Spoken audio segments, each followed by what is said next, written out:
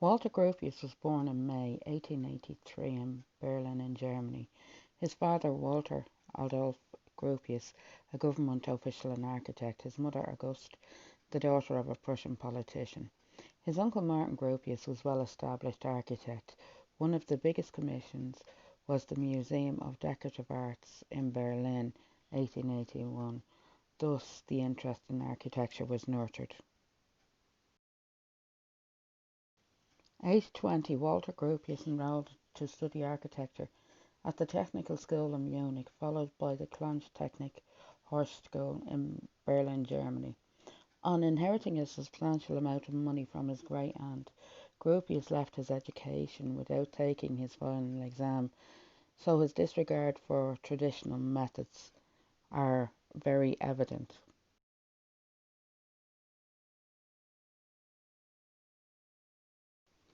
1908, Walter Gropius joined the architect Peter Brahms, who was one of the leading figures in industrial design. This office was also the leading creative consultants for AEG. Gropius worked alongside Ludwig Miles van der Rohe and Le Corbusier, which would prove to be invaluable in future endeavours. Under the tuition of Peter Brahms, Gropius worked on projects such as the innovative AEG turbine factory and the Krupp Company, all industrial design work. Gropius gained knowledge of new techniques designs, which he later applied to a myriad of designs, including the Bauhaus building in Dachau.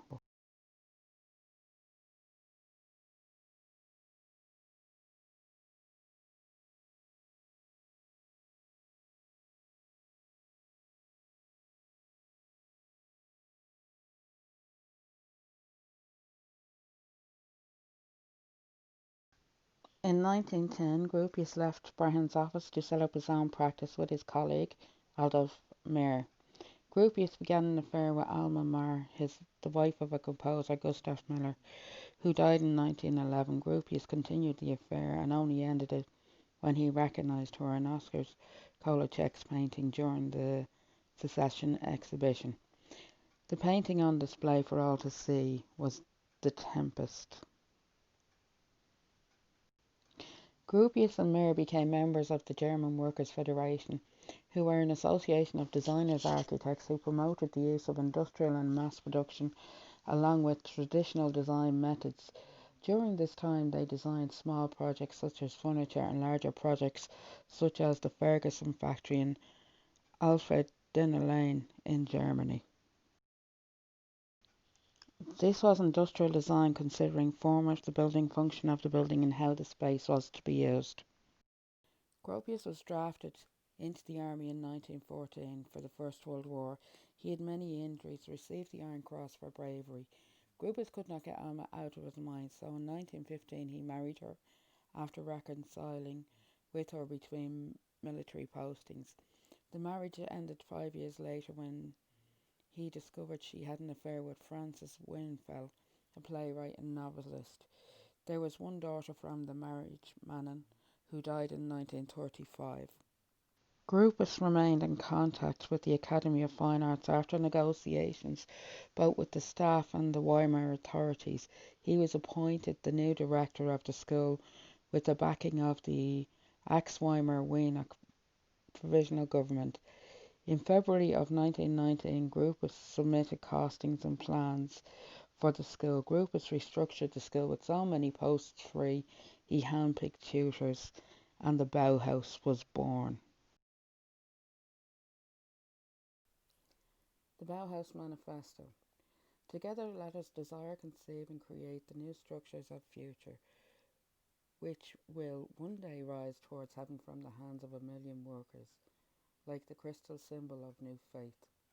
This excerpt has a flavour of William Morris. It echoes the thoughts of the arts and crafts movement. Gropius appointed in the first year Johannes Itten, who was an art theorist, Lionel Feniger, painter, Gerhard Marx, sculptor. Itten would teach on a spiritual level, often encouraging veganism and meditation to his students. His appearance was monk-like, shaved head and rose with a peaceful yet passionate appearance. Itten was at the Bauhaus for 4 years. Upon leaving, he set up the Itten School in Berlin in Germany. Itten would create the foundation course for the Bauhaus.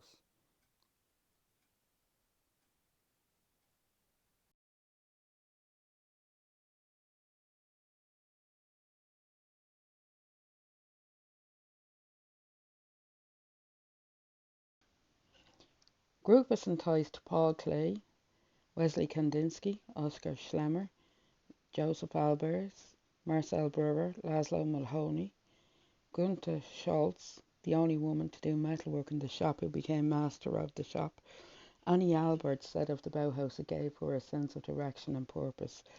Schrager took up his post in 1921 in the theatre department. Gropius, the master of collaboration, was able to balance artistic egos and make this work. Gropius encouraged the gamut work, total work of art. All students would complete the foundation course before specialising in workshops as directed by the Master of Works and the Artist Master of Form. Fine arts along with technology, art and craft were taught to students with design. In the mid-20s, Gropius changed the Bauhaus from arts and crafts to machine production. He aimed for more affordable design and industrial production. In 1923, Theo van Dusenberg, a Dutch artist who was associated with the Still, and Lisinski, the constructivist, arrived in Weimar. Both artists were in favour of industrial design. One of the conditions of the funding of the government was that the school should show achievements. This caused a rift with Johannes Itten.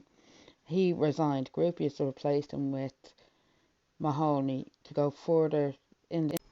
Gropius married again to Isla Frank, who became his lifelong partner. She worked with Gropius and kept a diary of the day-to-day runnings in the Bauhaus. In 1925, under pressure from the new right-wing government, the Bauhaus moved to Dachau, in an industrial city in Germany. This gave Gropius a chance to design a whole new campus, comprising of a school and a housing for tutors. This only put further pressure on the school's finances. He asked the tutors to take a pay cut of 10%. They eventually compromised on 5%. Between the right-wing politics and the pressure from the unhappy staff at Dachau in 1928, Gropius resigned. Gropius set up his architect's practice again in Germany. His designs were rejected as not German enough. In 1934, with a friendly hand from Maxwell Fry, Gropius and his family escaped from Germany. Gropius settled in Hampstead in London. While he was there, he worked as part of the Icon Group with similarly minded people.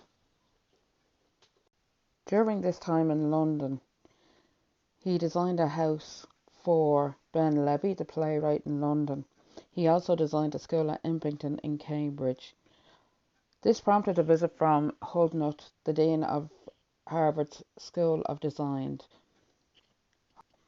Hudnut was so inspired by Gropius and his work that he asked him to redesign the curriculum for the School of Design in Harvard. Gropius accepted, and in 1938 he moved.